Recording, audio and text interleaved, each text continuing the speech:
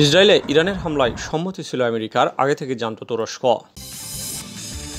এবার ইরানে হামলার পরিকল্পনা চূড়ান্ত করল ইসরায়েল। আফগানিস্তানে আকস্মিক বন্যা, 33 জনের মৃত্যু। ইসরায়েলের মতো সাহায্য চান ইউক্রেনের প্রেসিডেন্ট। নির্বাচনের সময়ও কারাগারে থাকছেন কেজরিওয়াল। জাতিসংঘে পাল্টাপাল্টি নিষেধাজ্ঞা চেয়েছে ইরান ও ইসরায়েল। সবশেষে জানবেন, হামলার আগে ইসরায়েলকে 72 ঘন্টার নোটিশ দিয়েছিল ইরান। ইসরায়েলে ইরানের হামলায় সম্মতি ছিল আমেরিকার, আগে থেকে জানত তুরস্ক। ইসরায়েলে হামলার ব্যাপারটি আগে থেকেই তুরস্ককে অবহিত করেছিল ইরান, আর এই হামলা চালাতে সম্মতি ছিল আমেরিকারও। তবে আমেরিকা বলেছিল ইরান যেন নির্দিষ্ট সীমার মধ্যে হামলা করে। তুরস্কের একজন কূটনীতিকের বরাদে এইসব তথ্য জানিয়েছে বার্তা সংস্থা রয়টার্স। এর আগে তুরস্ক বলেছিল তারা মধ্যপ্রাচ্যে উত্তেজনা বাড়াতে চায় না। ফিলিস্তিনের উপত্যকায় হামলার জন্য ইসরায়েলের নিন্দাও করেছিল তুরস্ক। নাম প্রকাশ না করার শর্তে তুর্কি কূটনীতিক বলেন, তুর্কি পররাষ্ট্রমন্ত্রী হাকান ফিদান গত সপ্তাহে আমেরিকা এবং ইরানের রাষ্ট্রদূতের সঙ্গে কথা বলেছেন। তখন তারা ইসরায়েলে ইরানের হামলার পরিকল্পনা নিয়ে আলোচনা করেন। এছাড়া চলতি সপ্তাহের শুরুর দিকে মার্কিন পররাষ্ট্রমন্ত্রী অ্যান্টনি ব্লিংকেন তুর্কি পররাষ্ট্রমন্ত্রী হাকান ফিদানের সঙ্গে কথা বলেছেন বলেও জানান ওই কূটনৈতিক। তিনি বলেন, কারোর স্বার্থে মধ্যপ্রাচ্যের উত্তেজনা বাড়ানো উচিত নয় বলে মন্তব্য করেছিলেন ব্লিংকেন। কূটনৈতিক সূত্রটি আরও বলেছে, ইরান আমাদের আগে থেকে জানিয়েছিল যে ইসরায়েলে তারা কী ঘটাতে যাচ্ছে। ব্লিংকেনের সঙ্গে বৈঠকের সময় এ বিষয়ে কথা হয়েছে। আমেরিকার পক্ষ থেকে ব্লিংকেন তখন বলেছিলেন, ইরানের হামলা যেন নির্দিষ্ট সীমার মধ্যে হয়। আমরা সঙ্গে সঙ্গেই আমেরিকার এই সতর্কবার্তা ইরানের কাছে পৌঁছে দিয়েছিলাম। ইরান তখন জানিয়েছিল তারা দামেস্কে ইরানি কনসুলেটে ইসরায়েলি হামলার প্রতিক্রিয়া হিসাবে এই হামলা চালাবে, এর বাইরে কিছুই করবে না। এবার ইরানে হামলার পরিকল্পনা চূড়ান্ত করল ইসরায়েল। নজিরবিহীন ক্ষেপণাস্ত্র এবং ড্রোন হামলার জবাবে ইরানে হামলার পরিকল্পনা তৈরি করেছে ইসরায়েল। রোববার রাতে দেশটির যুদ্ধমন্ত্রিসভা পশ্চিমা নেতাদের সতর্কতা সত্ত্বেও আক্রমণাত্মক এবং প্রতিরক্ষামূলক পদক্ষেপ উভয়ই অনুমোদন করেছে বলে জানিয়েছেন ইসরায়েলি প্রতিরক্ষা বাহিনী IDF। সোমবার ব্রিটিশ সংবাদ মাধ্যম টেলিগ্রাফের প্রতিবেদন থেকে এই তথ্য জানা গেছে। ইরানে হামলার পর মার্কিন প্রেসিডেন্ট জো বাইডেন ইসরায়েলি প্রধানমন্ত্রী বেনিয়ামিন নেতানিয়াহুকে বলেন, ইরানের বিরুদ্ধে তাৎক্ষণিক প্রতিশোধ না নিতে। একই সঙ্গে তিনি নেতানিয়াহুকে তার দেশের পরবর্তী পদক্ষেপ সম্পর্কে সতর্কতার সঙ্গে ভাবারও পরামর্শ দেন। বাইডেনের পরামর্শ মেনে ইসরায়েল তাৎক্ষণিকভাবে ইরানে আক্রমণ না চালালেও তারা বলছে, ইরানে নিজের বেছে নেওয়া উপায় এবং সময়ে হামলার অধিকার ইসরায়েলের রয়েছে। জাতিসংঘে পাঠানো এক চিঠিতে ইসরায়েল আরও বলেছে, ইরান ইসরায়েলে হামলার মাধ্যমে বিপদ সীমার সব রেখায় অতিক্রম করেছে। ইসরায়েলের অনুরোধের পর রোববার রাতে জাতিসংঘ নিরাপত্তা পরিষদ ইরানে হামলার বিষয়ে জরুরি বৈঠক করে। জাতিসংঘ মহাসচিব অ্যান্টনিও গুতেরেস কাউন্সিলকে বলেছেন, আঞ্চলিক এবং প্রকৃতপক্ষে বৈশ্বিক শান্তি ও নিরাপত্তা সময়ের সাথে সাথে ক্ষুণ্ণ হচ্ছে। এই অঞ্চল বা বিশ্বের কেউই আর যুদ্ধের ভার সহ্য করতে পারবে না। আফগানিস্তানে আকস্মিক বন্যা, 33 জনের মৃত্যু। ভারী বর্ষণে আকস্মিক বন্যার কবলে পড়েছে আফগানিস্তান। এতে দেশটিতে অন্তত 33 জনের মৃত্যু হয়েছে, আহত হয়েছেন আরও 27 জন। দেশটির দুর্যোগ ব্যবস্থাপনা বিভাগ হতাহতের এই সংখ্যা নিশ্চিত করেছে। গণমাধ্যমের প্রতিবেদন থেকে জানা গেছে, মাত্রাতিরিক্ত বৃষ্টিপাতের ফলে শত শত বাড়িঘর ক্ষতিগ্রস্ত হয়েছে। হতাহতের বেশিরভাগই বাড়ির ছাদ ধসে পড়ার কারণেই ঘটেছে। দেশটির সরকারের দুর্যোগ ব্যবস্থাপনা বিভাগের মুখপাত্র জোনান সাইক রবিবার বলেন, গত শুক্রবার থেকে বৃষ্টির কারণে আকস্মিক বন্যার সৃষ্টি হয়েছে, যার ফলে প্রচুর মানবিক এবং আর্থিক ক্ষতি হয়েছে। সাইক আরও জানান, প্রায় 600টি বাড়িঘর ক্ষতিগ্রস্ত বা ধ্বংস হয়েছে। ছাদ ধসে বেশিরভাগ হতাহতের ঘটনা ঘটেছে। এছাড়াও 200টি গবাদি পশু মারা গেছে, প্রায় 600 কিলোমিটার রাস্তা ধ্বংস হয়ে গেছে এবং প্রায় 800 হেক্টর কৃষি জমির ফসল বন্যায় ভেসে গেছে। পশ্চিম ফারা, হেরাত, দক্ষিণ জাবুল এবং কান্দাহার সবচেয়ে বেশি ক্ষতিগ্রস্ত হয়েছে। আফগানিস্তানের বেশিরভাগ প্রদেশে সামনের দিনগুলোতে আরও বৃষ্টিপাতের সম্ভাবনা রয়েছে বলে সতর্ক করেছে দেশটির আবহাওয়া বিভাগ। ইসরায়েলের মতো সাহায্য চান ইউক্রেনের প্রেসিডেন্ট।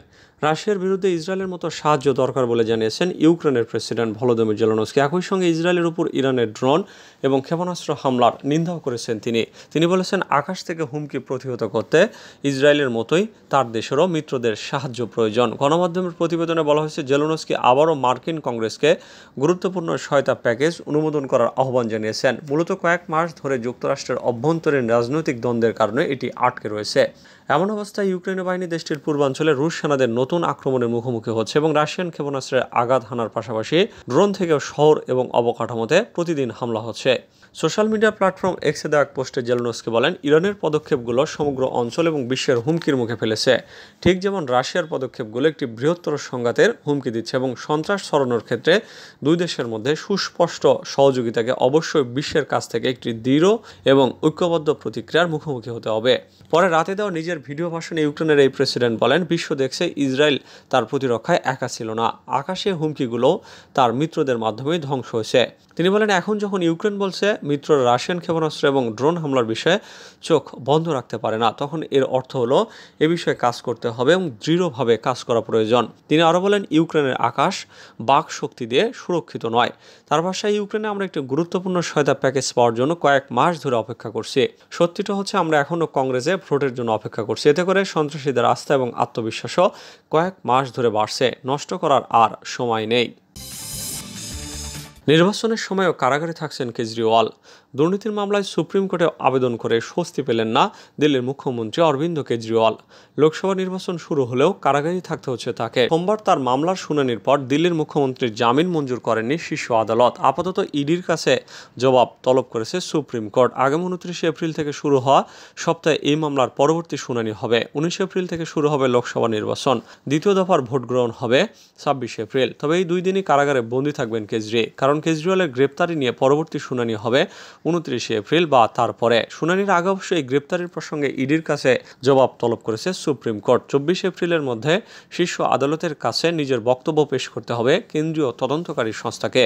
সুপ্রিম কোর্ট জানিয়েছে, আগামী 23 এপ্রিল পর্যন্ত জেল হেফাজতেই থাকতে হবে দিল্লির মুখ্যমন্ত্রীকে। চীনা গোয়েন্দাদের হ্যানি ট্র্যাপে ব্রিটিশ গুপ্তচরেরা। প্রলোভন ও ব্ল্যাকমেইলের মাধ্যমে গোপন তথ্য হাতিয়ে নেওয়ার চেষ্টা চীন জোরদার করার প্রেক্ষাপটে এই পরিস্থিতির সৃষ্টি হয়েছে বলে প্রতিবেদনে প্রকাশিত হয়েছে। 6টি ব্রিটিশ গোয়েন্দা সূত্র ব্রিটিশ গুপ্তচর, রাজনীতি এবং ব্যবসায়ী নেতাদের কাছ থেকে গোপন তথ্য বের করার চীনা প্রয়াসের ব্যাপারে এই তথ্য জানিয়েছে। এই সব সূত্রের 4টি চীন রাষ্ট্রের পক্ষে কাজ করা ব্যক্তিদের ব্যাপারে বিস্তারিত তথ্য দিয়েছে। গোয়েন্দা তথ্য দেওয়ার জন্য এইসব কর্মকর্তার সঙ্গে বন্ধুত্বপূর্ণ সম্পর্ক প্রতিষ্ঠা, যৌন সম্পর্ক প্রতিষ্ঠা ইত্যাদি করা হয়েছে। একটি সূত্র জানিয়েছে, পেশাগত নেটওয়ার্কিং সাইট লিঙ্কডইনের মাধ্যমে সংশ্লিষ্ট ব্যক্তিদের টার্গেট করা হয়েছে। প্রতিবেদনে বলা হয়েছে, 2 বছরে 2টি চেষ্টা করা হয়েছে, তৃতীয় চেষ্টা হয়েছে 2015 সালে। একটি গোয়েন্দা সূত্র আইকে জানায় তাকে হ্যানি ট্র্যাপের মাধ্যমে টার্গেট করা হয়েছিল। সূত্রটি জানায়, তার ভাষায় ইয়ং এবং অ্যাট্রাকটিভ এক নারী তার কাছে এসে তার সাথে কথা বলেন। তারপর তিনি তাকে ওই সন্ধ্যায় বাইরে ড্রিঙ্ক করতে নিয়ে যাবেন কিনা জানতে চান। সূত্রটি জানায়, তিনি পরে জানতে পারেন যে ওই নারী ছিলেন চীনা গুপ্তচর। দ্বিতীয় একটি সূত্র জানায়, প্রতিটি অফিসারকে অবগত করা হয়েছে যে তারা তাদের ক্যারিয়ারে এই ধরনের তৎপরতার মুখোমুখি হবে। হ্যানি ট্র্যাপ কৌশল বেশিরভাগ গোয়েন্দা সংস্থা অবলম্বন করলেও চীনেরা এই ব্যাপারে বেশ এগিয়ে। জাতিসংঘে পাল্টাপাল্টি নিষেধাজ্ঞা চেয়েছে ইরান ও ইসরায়েল। একে অন্যকে মধ্যপ্রাচ্যের শান্তির জন্য হুমকি হিসেবে দোষারোপ করেছে দেশ দুটি। পাশাপাশি দুই দেশই তাদের চিরশত্রু হিসেবে একজন আরেকজনকে উল্লেখ করে নিরাপত্তা পরিষদকে নিষেধাজ্ঞা আরোপের জন্য দাবি জানিয়েছে। ইসরায়েলে ইরানের নজিরবিহীন হামলার পর রবিবার নিরাপত্তা পরিষদের বিশেষ জরুরি বৈঠকে জাতিসংঘে নিযুক্ত ইসরায়েলের দূত গিলাদ আরডান ইরানকে উদ্দেশ্য করে বলেন, এই হামলার মধ্য দিয়ে মুখোশ খুলে গেছে তাদের। ইরান হলো বিশ্বের 1 নম্বর সন্ত্রাসী তৎপরতার মদতদাতা। এই অঞ্চল এবং বিশ্বকে অস্থিতিশীল করতে তাদের সত্যিকারের চেহারা বেরিয়ে এসেছে। এই সময় তিনি নিরাপত্তা পরিষদকে দ্রুত ব্যবস্থা নেওয়ার অনুরোধ জানান।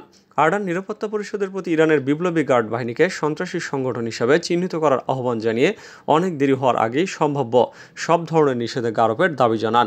এদিকে নিরাপত্তা পরিষদের জরুরি বৈঠকে জাতিসংঘে নিযুক্ত ইরানের রাষ্ট্রদূত আমির সাইদ ইরাভানি বলেন, ইরান আত্মরক্ষার সহজাত অধিকার চর্চা করছে। নিরাপত্তা পরিষদ আন্তর্জাতিক শান্তি এবং নিরাপত্তা বজায় রাখার দায়িত্ব পালনে ব্যর্থ হয়েছে। ইরাভানি বলেন, তাই আত্মরক্ষায় সাড়া দেওয়া ছাড়া ইরানের সামনে আর কোনো উপায় ছিল না। তিনি জানান, যুদ্ধের বিস্তৃতি ঘটুক তা ইরান চায় না, তবে আগ্রাসনের বিরুদ্ধে তার দেশ সাড়া দেবেই। সময় এসেছে নিরাপত্তা পরিষদের দায়িত্ব পালন করার, আন্তর্জাতিক শান্তি এবং নিরাপত্তার হুমকিকে মোকাবেলা করার। হামলার আগে ইসরায়েলকে 72 ঘন্টার নোটিশ দিয়েছিল ইরান।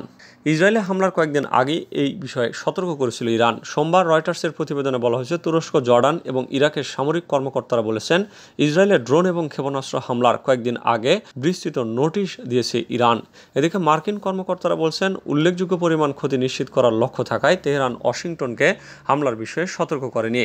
ইরানের পররাষ্ট্রমন্ত্রী হোসেন আমির আবদুল্লাহিয়ান বলেছেন, হামলা চালানোর আগে ইরান প্রতিবেশী দেশ ও ইসরায়েলের মিত্র যুক্তরাষ্ট্রকে 72 ঘন্টার নোটিশ দিয়েছে। মার্কিন প্রেসিডেন্ট জো বাইডেন প্রশাসনের এক জ্যেষ্ঠ কর্মকর্তা ইরানের পররাষ্ট্রমন্ত্রীর দাবি অস্বীকার করে বলেছেন, ওয়াশিংটন সুইস মধ্যস্থতাকারীদের মাধ্যমে ইরানের সঙ্গে যোগাযোগ করেছিল, কিন্তু 72 ঘন্টা আগে কোনো নোটিশ পায়নি। তিনি বলেন, এটা একেবারেই সত্য নয়। তার আগে কোনো সতর্কতা দেয়নি, এমনকি কোনো ধারণাও দেয়নি যে লক্ষ্যবস্তু কী হবে, কাদের সরিয়ে নিতে হবে। তুরস্কের পররাষ্ট্র মন্ত্রণালয় জানিয়েছে, তারা হামলার আগে ওয়াশিংটন এবং তেহরান উভয়ের সঙ্গেই কথা বলেছিল।